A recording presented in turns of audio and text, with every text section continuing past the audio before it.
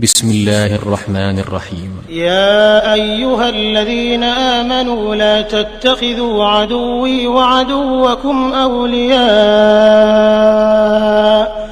تلقون إليهم بالمودة وقد كفروا بما جاءكم من الحق يخرجون الرسول وإياكم أن تؤمنوا بالله ربكم إن كنتم خرجتم جهادا في سبيلي وابتغاء مرضاتي تسرون إليهم بالمودة وأنا أعلم بما أخفيتم وما أعلنتم ومن يفعله منكم فقد ضل سواء السبيل إن يثقفوكم يكونوا لكم أعداء ويبسطوا إليكم أيديهم وألسنتهم بالسوء وودوا لو تكفرون لن تنفعكم أرحامكم ولا أولادكم يوم القيامة يفصل بينكم والله بما تعملون بصير.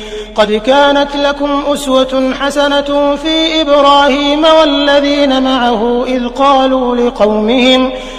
قالوا لقومهم إنا براء منكم ومما تعبدون من دون الله كفرنا بكم وبدا بيننا وبينكم العداوة والبغضاء أبدا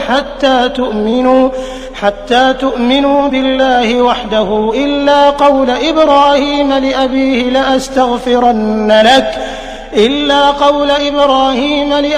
لأستغفرن لك وما أملك لك من الله من شيء ربنا عليك توكلنا وإليك أنبنا وإليك المصير ربنا لا تجعلنا فتنة للذين كفروا واغفر لنا ربنا إنك أنت العزيز الحكيم.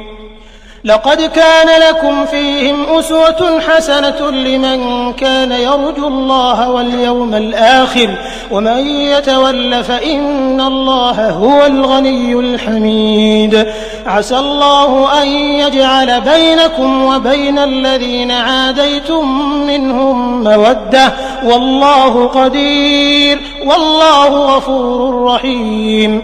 لا ينهاكم الله عن الذين لم يقاتلوكم في الدين ولم يخرجوكم من دياركم أن تبروهم وتقسطوا إليهم إن الله يحب المقسطين.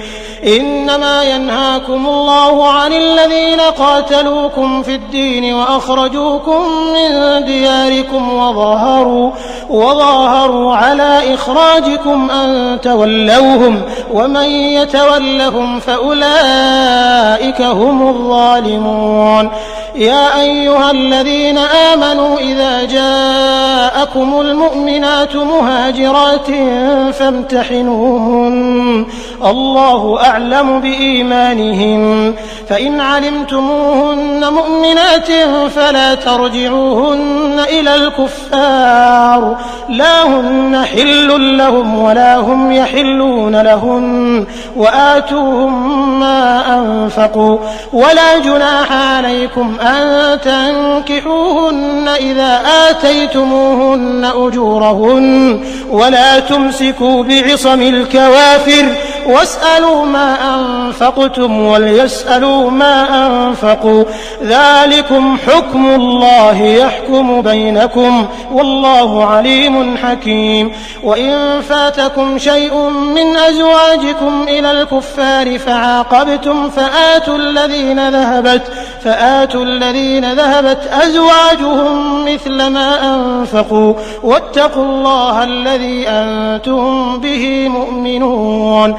يا أيها النبي إذا جاءك المؤمنات يبايعنك على أن لا يشركن بالله شيئا ولا يسرقن ولا يزنين ولا يقتلن أولادهن ولا يأتين ببهتان يفترينه بين أيديهن وأرجلهن ولا يعصينك في معروف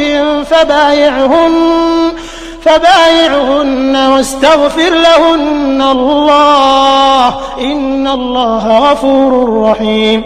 يا أيها الذين آمنوا لا تتولوا قوما غضب الله عليهم قد يئسوا من الآخرة كما يئس الكفار من أصحاب القبور.